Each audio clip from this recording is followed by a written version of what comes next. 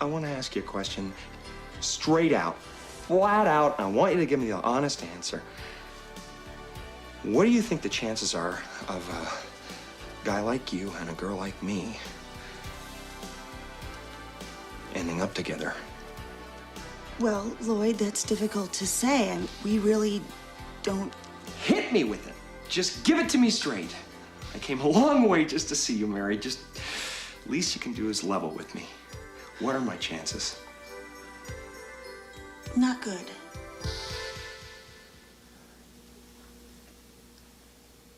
You mean not good like 1 out of 100?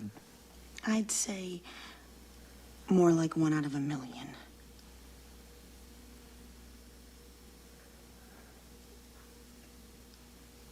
So you're telling me there's a chance? Yeah! I read you.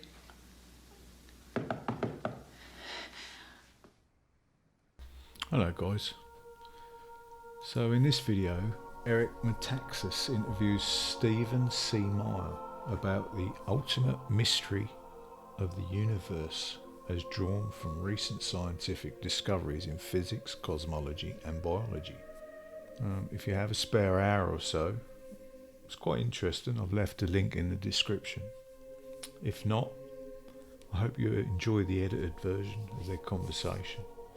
There's hundreds of hours of these types of conversations on YouTube. I delved into this a little from both sides of the argument. Meyer says everything in the universe is so finely tuned to allow life, it implies intelligent design. Some of the scientists call him a creationist, and some of the atheists are visibly irritated and call him a liar.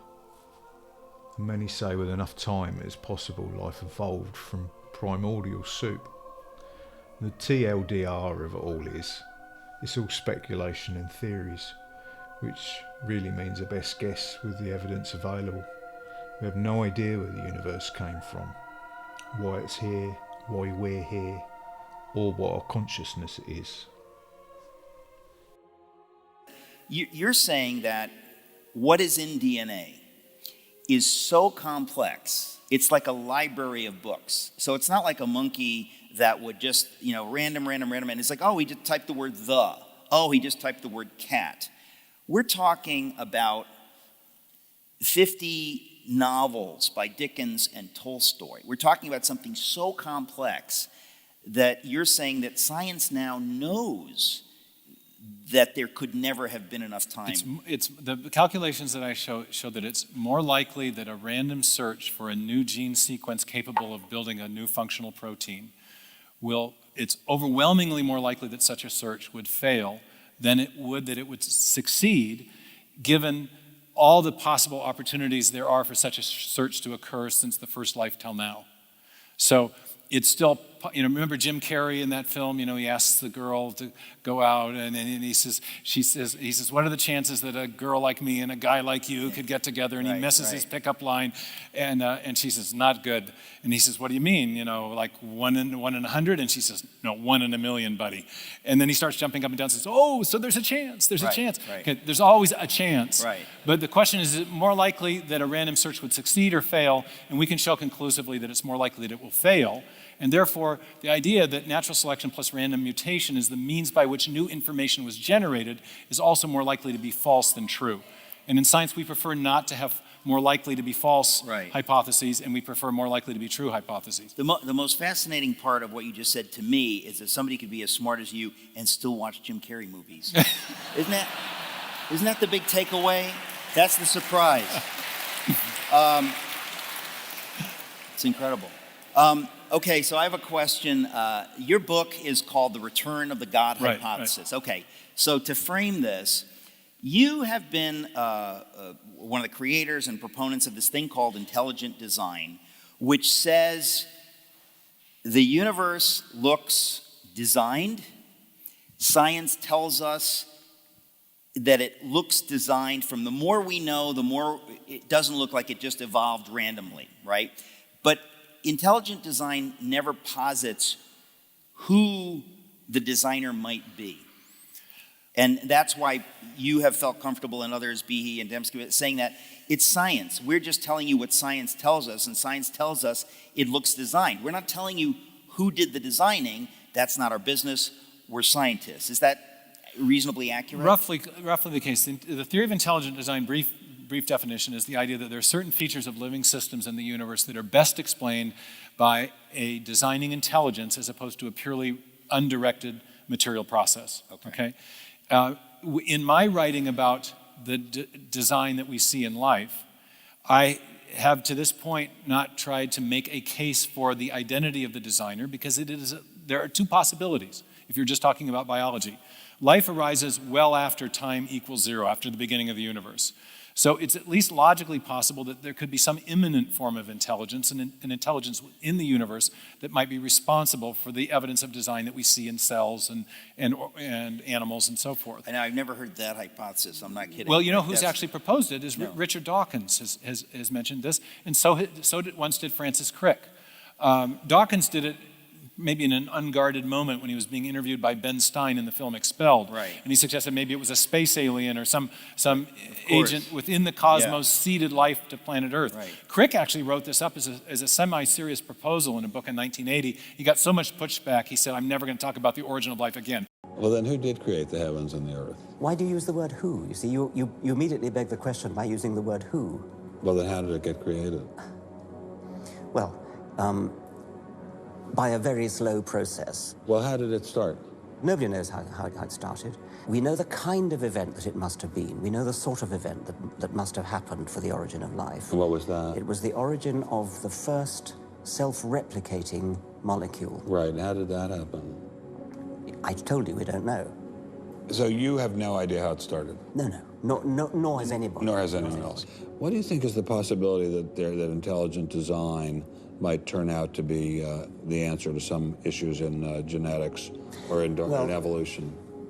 It could come about in the following way. It could be that at some earlier time, somewhere in the universe, a civilization evolved by probably some kind of Darwinian means to a very, very high level of technology and designed a form of life that they seeded onto perhaps this planet. Now, that is a possibility and an intriguing possibility. And I suppose it's possible that you might find evidence for that if you look at the details of biochemistry, molecular biology. You might find a signature of some sort of designer. Wait a second. Richard Dawkins thought intelligent design might be a legitimate pursuit? And that designer could well be a higher intelligence from elsewhere in the universe.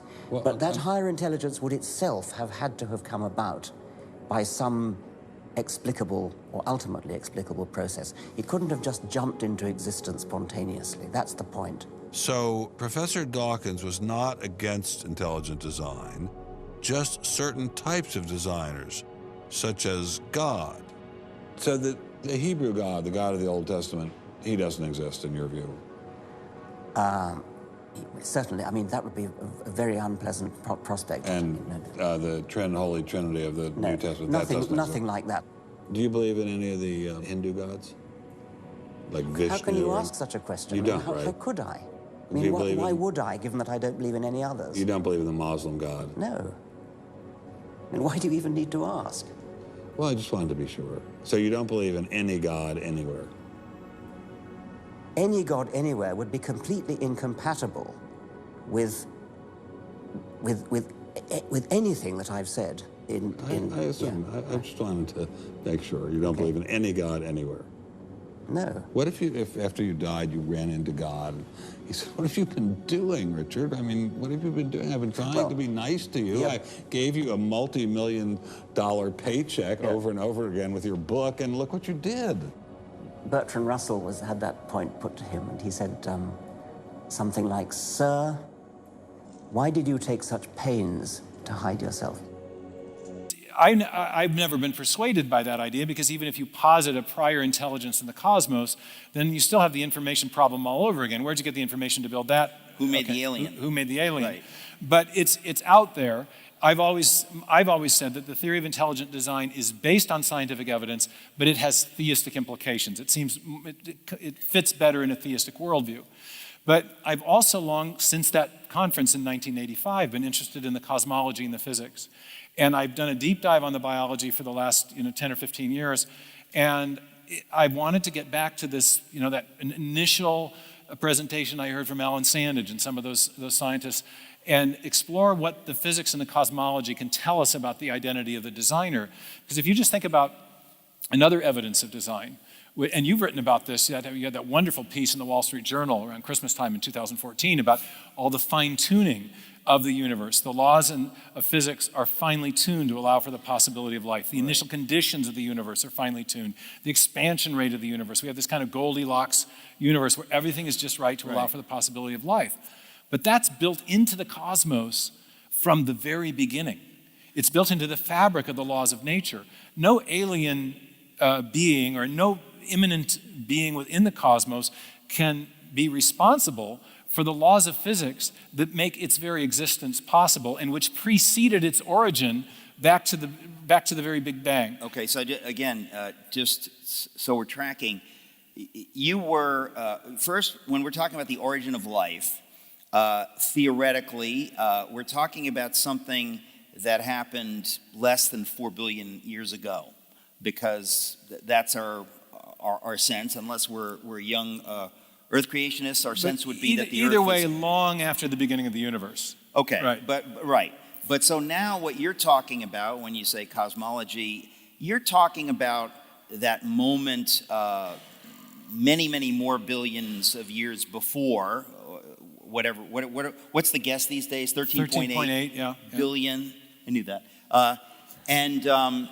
So you're saying that in that moment, okay, this is many, many billions of years before the Earth existed in any form, when the universe expanded out of nothing, which is what scientists say, in that moment, it appears to have been pre-designed. It was a setup job. To become what it is. Well, so this is part of why you're saying that it even if you look at that, it becomes more, or I should say, when you look at that, in addition to the difficulty of the origin of life being explained, the difficulty of everything existing being explained. So one of our other colleagues will be speaking tomorrow is Jay Richards, and he's written a lot on the fine-tuning. There's one particular clip of his in a science documentary where he explains this beautifully. There are two types of fine-tuning. One has to do with the strength of the physical laws, and these numbers that physicists represent, they're called the universal constant. So if gravity were a little stronger, a little weaker, if electromagnetism were a little stronger, a little weaker, if the ratio between these forces were a little off, life would be impossible. And they're exquisitely finely tuned. 1 in 10 to the 40th power or more, with these. So it's actually loony. It's loony crazy. It's loony. And engineers here would be familiar with the concept of tolerances. These are incredibly tiny tolerances. But then there's another type of fine-tuning which has to do with the arrangement of matter and energy at the beginning of the universe. And to get these stable, orderly things we call galaxies that can host planetary systems, the Oxford physicist, Roger Penrose has calculated that the fine-tuning of the original configuration of matter would have had to be exquisitely finely tuned. The number he came up with in his calculations was 1 in 1 part to the 10 to the 10 to the 123. You can fill a universe with the zeros after that number. What?